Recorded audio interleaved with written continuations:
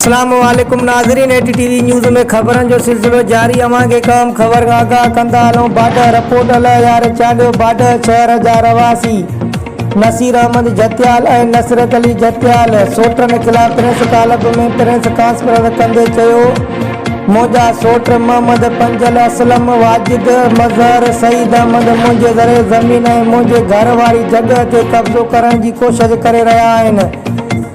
जॾहिं त कुझु ॾींहं अॻु में मुंहिंजो भाउ नसरत घर में मौजूदु हुयो त उते घर जो दरवाज़ो खड़कियो त मुंहिंजे नंढड़े भाइटे दरवाज़ो खोलियो त 6 ॼणा घर अंदरि दाख़िल थी करे हथियारनि जे ज़ोर ते यरगमाल करे असां मथां सख़्तु तशदुद कयो। जॾहिं त क्लेशन कोप जा भट ऐं डंडनि जो वसकारो करे, जंहिंमें मुंहिंजो भाउ नसरत ऐं घर जा भाती सख़्तु ज़ख़्मी थी पिया। अहिड़नि रड़नि ते पाड़े वारा निकिरी पिया ऐं हथियारबंद असांखे मौत मार धमकियूं ॾींदा ऐं फायरिंग कंदा आसानी सां फरार थी विया। ॿिए तरफ़ अहिड़ो इतलाउ बाडर पुलिस खे ॾिनो, जंहिंमें बाडर पुलिस ते अहिड़े मामले जी NC दाख़िल कई वई, जॾहिं त गिरफ़्तारी का बि अमल में न अची सघी आहे।